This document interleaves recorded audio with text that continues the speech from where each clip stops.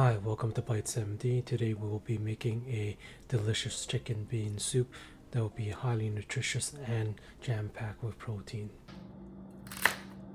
I recommend cutting off the skin of the carrots, as the skin of the carrots tends to have a different texture compared to a nice fleshy here.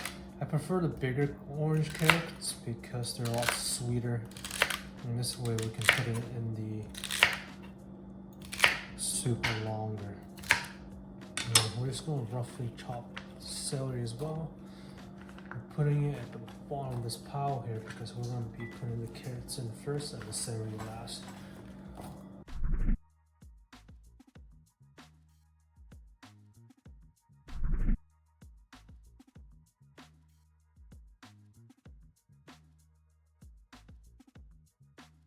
Once your broth has been reduced, add in your mixed bag of beans and let it simmer slowly. This will soften up the beans nicely.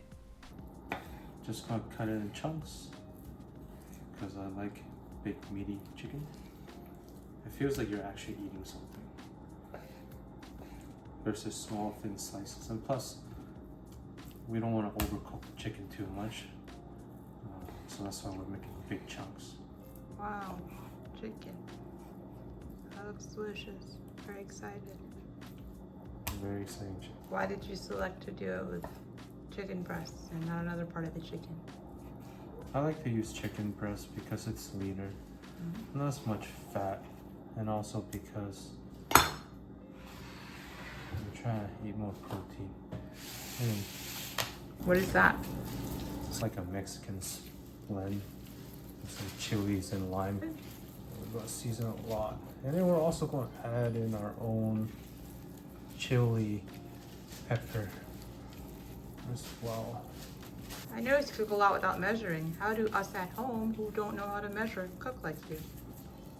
Imagine every grain that I'm sprinkling, you want it to cover every part of the chicken.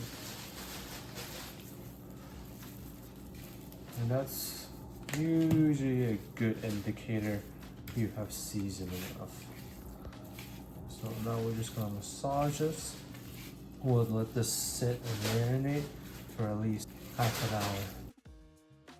This is a red eye chili pepper. These have been sun dried. I dried them myself. If you leave it for a long time, it'll lose its flavor and color, so it becomes less spicy. I'm being cheap, so I'm just reusing them. If you some fresh ones, use a fresh one, but I wouldn't use this many. I would use just one fresh one, as they're pretty spicy. Overdo it and cause some more acid reflux if you have acid reflux. Acidity plays a very important role for stomach digestion, but too much acidity can cause GERD, also known as gastroesophageal reflux disease. High in acidity can also erode your enamel, the teeth covering that is really strong. I think it's also stronger than diamond. So you want to be mindful and make sure to drink a glass of water after eating this meal, as it's quite acidic. And you want to preserve those teeth as much as possible, especially when you get older in age and you're toothless and talking like that. Baby, that was so funny. How come you didn't laugh? We're heating up pan. So this pan is a little bit different. This pan is a triple layer pan, so it takes a little bit longer to heat up, but it cooks things a lot evenly. It's a lot slower to heat up. That was a splash test to see if it's hot enough. Then add some oil. So does that also mean it can tolerate higher heats? It cannot tolerate higher heats because it has aluminum in it. And aluminum melts at a higher heat, so it may deform. And then once it's heated up, we're going to add our chicken. Be careful not to add too much. If you add too much, it's going to crowd the pan and it's not going to develop a Maillard reaction. A Maillard reaction will give it a nice crust and flavor, but we're only going to do on one side, as we're going to be also cooking this chicken in the soup. See, now the color changes a lot nicer. Try not to scoop out that oil in there, because we're going to use it for our next batch of chicken.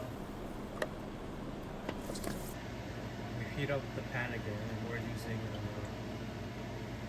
Canola oil? Hear that little sizzle?